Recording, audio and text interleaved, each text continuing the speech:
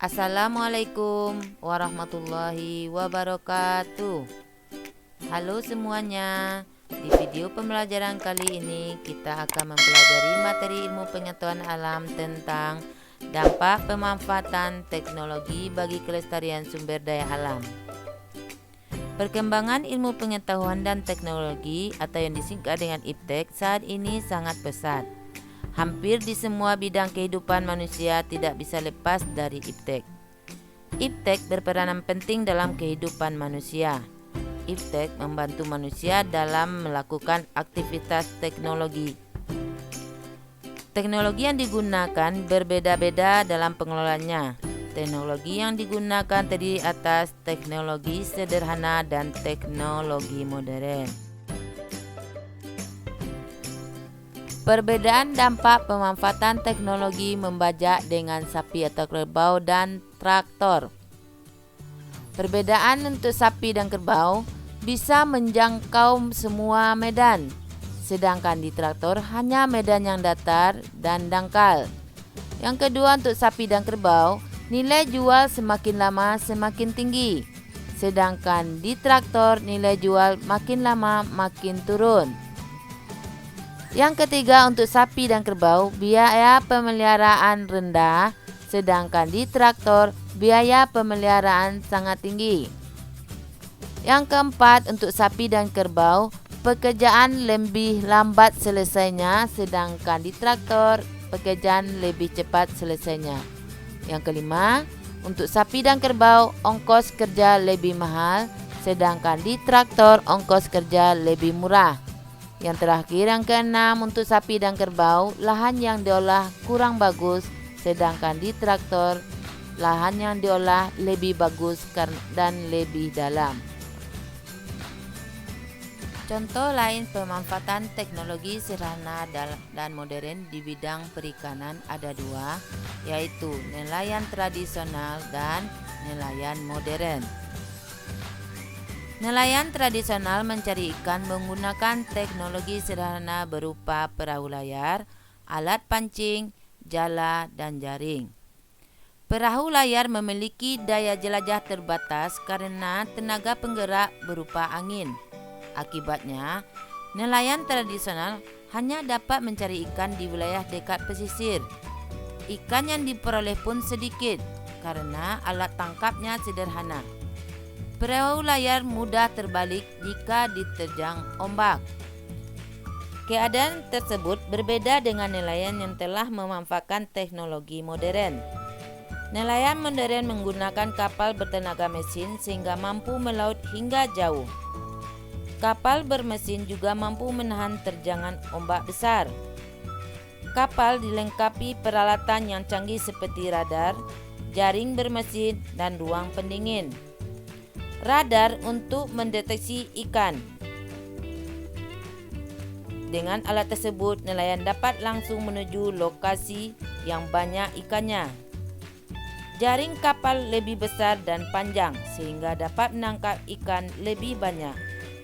Untuk menarik jaring digunakan mesin sehingga lebih cepat. Ikan disimpan di ruang pendingin sehingga ikan tetap segar meskipun berbeda di tengah laut berhari-hari. Teknologi modern menjadikan kualitas dan kualitas hasil tangkapan ikan nelayan modern lebih baik daripada nelayan tradisional. Dampak negatif yang ditimbulkan dari penggunaan teknologi perikanan. Dampak negatif yang ditimbulkan yaitu pengambilan ikan tidak terkontrol, dapat menyebabkan kerusakan lingkungan. Kerusakan yang terjadi karena pencemaran dari tumpahan bahan bakar kapal. Jaring yang besar dan rapat atau disebut dengan jaring pukat menjadikan semua jenis dan ukuran ikan tertangkap. Penggunaan jaring pukat yang mencapai dasar laut dapat merusak ekosistem terumbu karang. Terumbu karang patah dan rusak tersangkut jaring yang ditarik kapal. Begitu juga dengan penggunaan bom ikan akan merusak terumbu karang. Kerusakan terumbu karang menyebabkan ikan-ikan kehilangan habitat hidupnya. Oleh karena itu, dalam pengelolaan sumber daya alam sebaiknya menggunakan teknologi yang ramah lingkungan. Teknologi ramah lingkungan adalah teknologi yang diciptakan untuk mempermudah kehidupan manusia, tetapi tidak menimbulkan dampak negatif bagi lingkungan alam. Sebagai contoh, menggunakan jaring berukuran besar seperti pada gambar. Lihat, jaring yang digunakan adalah jaringan yang jaraknya agak besar, sehingga ikan yang ditangkap adalah ikan yang besar. Ikan kecil akan terlepas kembali ke lautan untuk meneruskan populasi ikan di laut tetap banyak. Selain itu, menggunakan minyak biodiesel untuk bahan bakar kapal sebagai pengganti solar. Biodiesel tidak mencemari lingkungan karena berasal dari bahan organik. Pembatasan penggunaan sumber daya alam perlu kita lakukan. Manusia harus memanfaatkan sumber daya alam secara bijak agar generasi berikutnya dapat memanfaatkan kembali sumber daya alam tersebut. Kemudian, pemanfaatan sumber daya alam yang baik dan benar dapat menjaga kelestarian sumber daya alam. Apa contoh sederhana yang dapat kamu lakukan sebagai siswa untuk menghemat penggunaan sumber daya alam? Contohnya gampang ya nak, yang setiap hari kalian lakukan, yaitu menghemat penggunaan pensil. Pensil terbuat dari campuran bahan grafit dan tanah liat.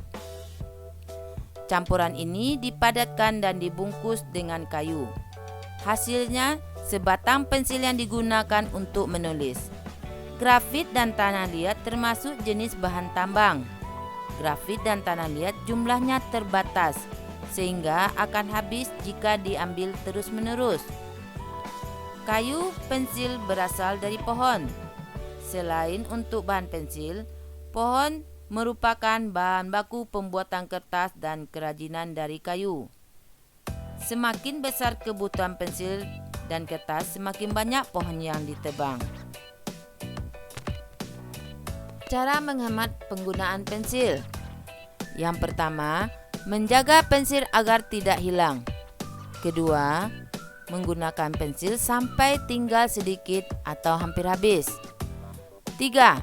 Meraut pensil tidak terlalu runcing sehingga tidak banyak bagian pensil yang terbuang. 4. Menyambung pensil yang tinggal sedikit dengan guluan kertas agar bisa disambung pemakaiannya. Seperti contoh gambar ini ya.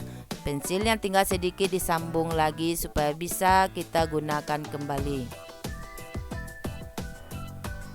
Nah anak-anak, demikianlah materi kita pagi ini. Semoga materi tersebut dapat Anda-anak terima dengan baik dan dapat dipraktekkan di lingkungan tempat tinggal masing-masing. Bagaimana cara menghemat sumber daya alam. Oke, sekian dari Ustazah. Assalamualaikum warahmatullahi wabarakatuh.